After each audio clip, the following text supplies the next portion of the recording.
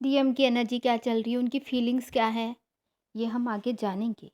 लेकिन उससे पहले बहुत ही इम्पोर्टेंट चीज़ें हैं जो बहुत इम्पोर्टेंटली हमें डीएफ को जानना बहुत ज़रूरी है।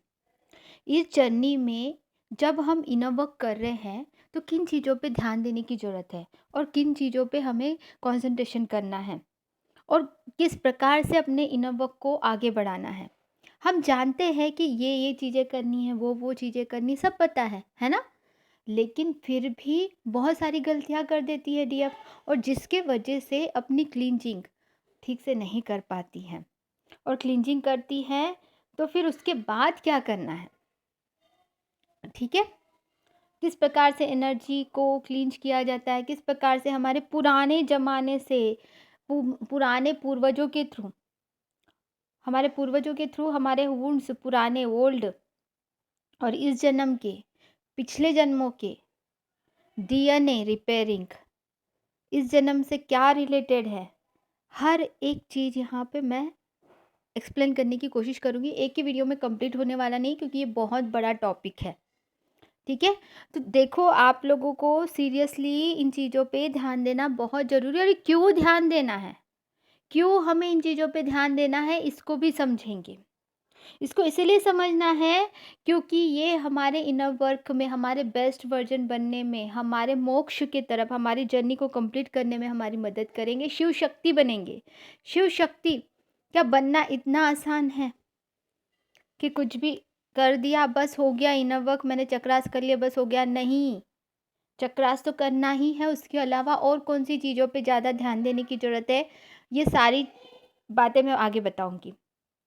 अभी उसी प्रकार से यहाँ पे एंजल थेरेपी के बारे में बता देती हूँ शॉर्ट में, कि एंजल थेरेपी बहुत ज़रूरी है ऐसा नहीं है, बट फिर भी ये बहुत हेल्पफुल होता है हमारे लिए। इनर वर्क हम जब कर रहे हैं तो एंजल्स हमारी और भी मदद करती है हमारी जर्नी को और आसान करने में, हमारे जर्नी को और आसानी से आगे बढ़ने में। हम यूनिवर्स से डायरेक्टली जब कनेक्ट नहीं होते हैं तो एंजल्स ही होते हैं हमारे मैसेजेस, हमारी हर चीज़, हमारी हर एक पद पर हमारे साथ में एंजल्स होती है। हर पल हम तुरंत इमीडिएटली हमारे एंजल से अगर प्रार्थना करें तो हमारी एंजल्स हमें मदद करती है। आप में से काफ़ी लोगों को, सबको ही एंजल्स पे भरोसा है ना? लेकिन एंजल थेरेपी जो अभी मैं शुरू करने वाली हूँ, मैं वो भी बता देती हूँ आपको कि एंजल्स थेरेपी का मैंने डेमो लिया था और बहुत ही अच्छा उसका एक्सपीरियंस रहा। उसकी भी ऑडियोज़ बहुत सारे लोगों ने जो भेजे हैं मुझे, वो भी मैं आपको अपलोड कर दूँगी ताकि आपको और अच्छे से उसका बेनिफिट समझ सकें कि। और ये क्योंकि लाइव कराने वाली हूँ, मुझे बताना ज़रूरी है आप लोगों को कि काफ़ी लोग आए थे उस दिन, है ना? जो लोग डेमो के इसमें थे, वर्कशॉप में थे, डेमो फ्री वर्कशॉप था। जस्ट मैंने इंट्रोडक्शन दिया था, एंजल्स के बारे में डिटेल्स में बताया था, एंजल थेरेपी में क्या क्या होता है ये बताया था, एंजल थेरेपी में हम क्या करवाने वाली हूँ मैं, वो सब बताया था। उसका छोटा-सा नॉमिनल फ़ीस रहेगा, नॉमिनल उसका चार्जेस रहेगा एंजल थेरेपी का, क्योंकि वो बहुत इम्पोर्टेंट है। बहुत ही रीज़नेबल चार्जेस है।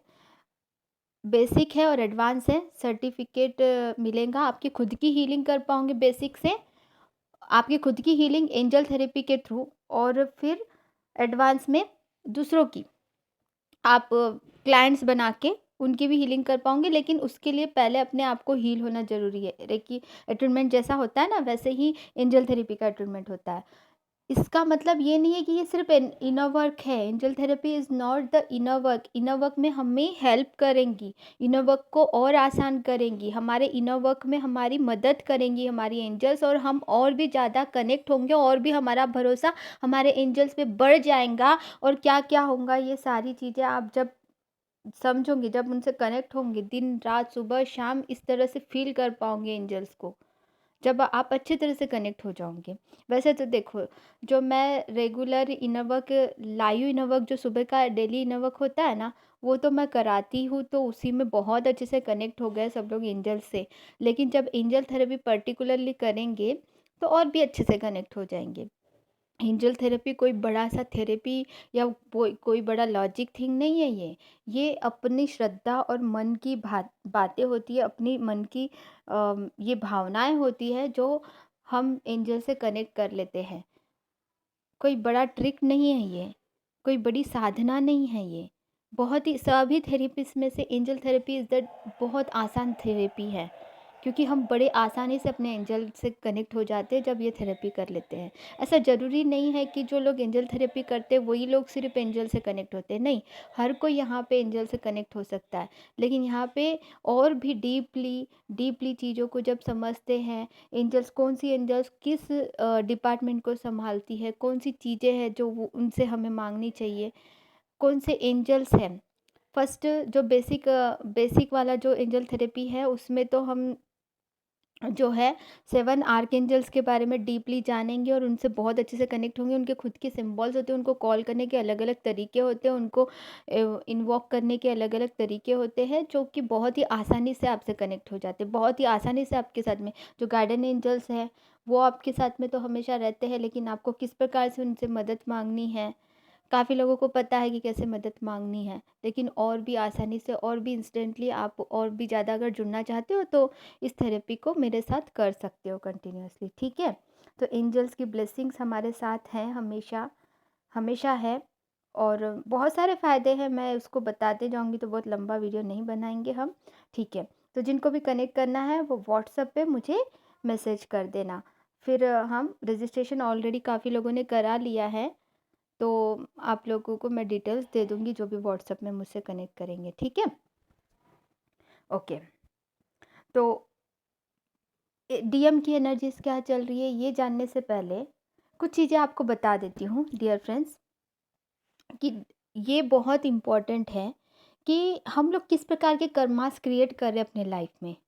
किस प्रकार से कर्मास, ये बहुत ही ज़्यादा इम्पोर्टेंट है कि हम किस प्रकार के कर्मास को हम क्रिएट कर रहे हैं, ऐसी ऐसी चीज़ें देखी काफ़ी लोगों के लाइफ में, मैंने काफ़ी लोगों को भी देखा है जो लोग मेरे पास में आते हैं और दूसरे चैनल्स के बारे में बुराई करते हैं, वो मैडम ऐसी है, वो मैडम वैसे है, और मुझे लिटरली वो ऑडियो स्क्रीन्स शॉर्ट्स भेजते हैं, और फिर वो बोलते हैं मेरे बारे में कुछ बोल दिया उन्होंने, या फिर मैंने वो देख लिया, उस पे ध्यान नहीं देती हूँ काफ़ी बार मैं। लेकिन ऐसी चीज़ें आप लोग जब भेजते हो और उसको एडिट करके, कि आप जो ऑडियो भेज रहे हो मुझे या फिर कोई स्क्रीनशॉट मुझे भेज रहे हो, उसको कट करके, उसके ऑडियोज़ कट करके मुझे भेज रहे हो, तो इतना इंट्यूशन पावर है, और मुझे क्या लेना-देना। मतलब क्या हो रहा है कि आप लोग झगड़े लगवा रहे हो।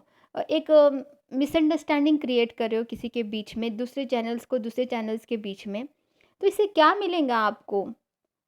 मतलब आपको क्या मिलेगा? एक बैड कर्मा का रिज़ल्ट कैसा होगा आपको पता है?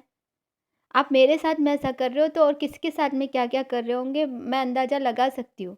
लेकिन इससे क्या होगा?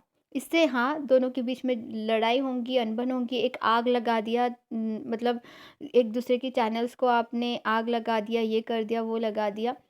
तो वो कितना सच है वो तो खुद जानता है इंसान, कितना झूठ है वो खुद जानता है इंसान। लेकिन ऐसा करने से मैं क्या ही बोलूँ यार ऐसे लोगों को मैं क्या ही बोलूँ, आप अपने कर्मा क्रिएट कर रहे हो, बैड कर्मास क्रिएट कर रहे हो, इधर की बातें उधर, उधर की बातें इधर करके, वो भी बढ़ा चढ़ा के, आग लगा के, क्या मिलने वाला है यार? गॉसिप्स को आपको दूसरों की ज़िंदगी में क्या चल रहा है ये जान के क्या मिलेगा? क्या मिलेगा बताओ? कुछ नहीं मिलने वाला है। आप अपनी लाइफ़ को देखो, अपनी अपनी लाइफ़ को सँभालो, काफ़ी है। दूसरों की लाइफ़ में क्या हो रहा है, झाँक-झाँक के देखने से कोई फ़ायदा नहीं। दूसरों की लाइफ़ में कुछ अच्छा हो रहा है तो जेलसी फ़ील कर रहे हो, तो कहाँ इश्यू क्लियर हो रहा है फिर? अपने आप को ट्विन जर्नी में हो करके बोलना ही बंद कर दो फिर। समझ रहे हो? ये सारी चीज़ें ऐसे नहीं करना है। ऐसे बिल्कुल नहीं करना है। ऐसे मैं बस समझा सकती हूँ, अलर्ट कर सकती हूँ, उसके बाद में तो यूनिवर्स है ही आपको देखने के लिए। ये सारी चीज़ें नहीं करो, ना ही मेरे साथ, ना ही किसी और चैनल में जाके ये सारी चीज़ें करो कि मतलब चैनल्स में व्हाट्सएप नंबर मिल गया या फिर ईमेल आईडी मिल गई, चलो इनको मतलब, या फिर इंस्टा आईडी मिल गई, इनको एक-दूसरे के बारे में ही जेलसी क्रिएट करते रहे। यही करते रहोगे ज़िंदगी भर, कब अपनी ज़िंदगी को सँभालोगे? जाने दो।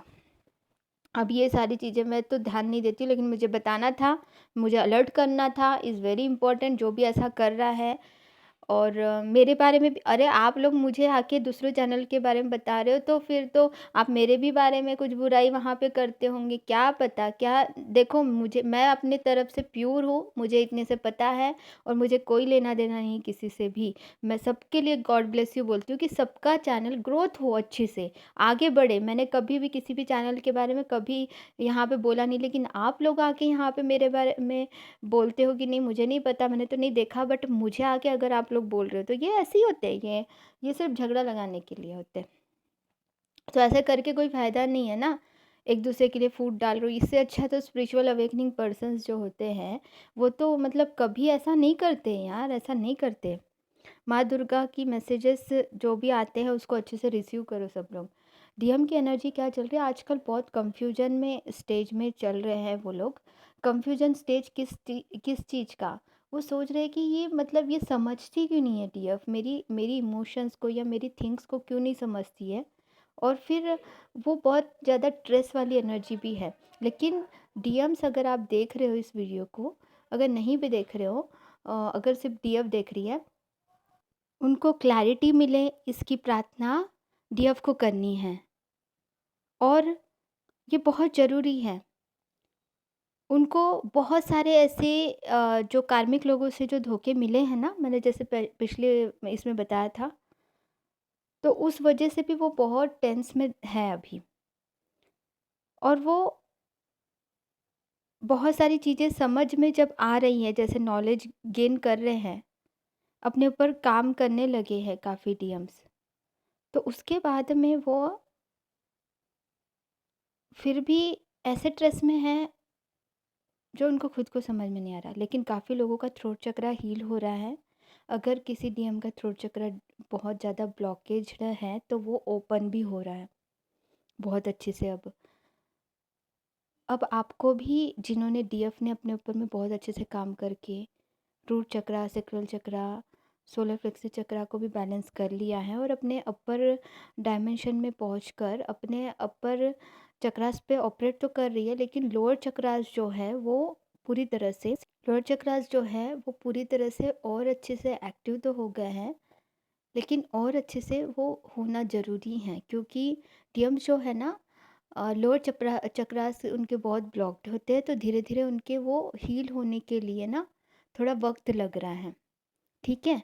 लेकिन उनका भी इंट्यूशन पावर बहुत स्ट्रांग हो रहा है, और ऊपर का थ्रॉट चक्रा भी उनका अच्छे से ब्लॉक्ड जो है वो ओपन हो रहा है।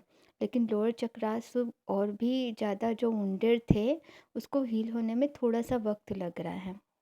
तो लेकिन टेंशन की कोई बात नहीं है, उस वो भी बहुत जल्द ही उनके हील होते हुए यूनिवर्स गाइड कर रहे हैं कि बहुत जल्द चीज़ें समझ में आ रही हैं उनको, तो और भी चीज़ें वो गेन करने लगे हैं। आपको डीएफ को अभी होपोनोपोनो करने की बहुत ज़्यादा ज़रूरत है। डीएफ स्पेशली आप होपोनोपोनो वाला प्रैक्टिस कीजिए अपने डीएम के लिए, कि होपोनोपोनो वाला कीजिए, क्योंकि कुछ रिलेशनशिप में बहुत ज़्यादा जो ब्लॉकेज है वो होपोनोपोनो से आपका रिलीज़ होगा इस वक्त, उसकी ज़्यादा ज़रूरत है। वैसे तो नॉर्मली कभी भी करना भी बहुत अच्छा होता है, लेकिन इस वक्त करोगे तो और भी अच्छा रहेगा आपको। अपने होपोनोपोनो को फॉलो करो। और हमारे जंग डीएनए और इसके बारे में मैं बता रही थी आपको कि बहुत ज़्यादा इम्पॉर्टेंट चीज़ें हैं जो मैंने बतानी है, उसको मैं छोटे छोटे हिस्से करके ना मैं आपको नेक्स्ट वीडियोस में बताती हूँ, ठीक है। क्योंकि मुझे बहुत सारे मैसेजेस मिलते ही जा रहे हैं, उस सारे मैसेजेस को आपको एक के बाद एक डिक्लेयर करते जाऊंगी तो ज़्यादा अच्छा रहेगा। अभी जो मेन चीज़ ये है कि हमारी क्लींजिंग हम अच्छे से करें, और उसके बाद में हमको खुद को चार्ज भी करना होता है। और क्लींजिंग कैसे करना है, मेडिटेशन के थ्रू क्लींजिंग भी करना है और चार्ज भी करना है खुद को। और चार्ज करने के बहुत सारे तरीके हैं अपने आप को क्लीन, डीएनए हीलिंग।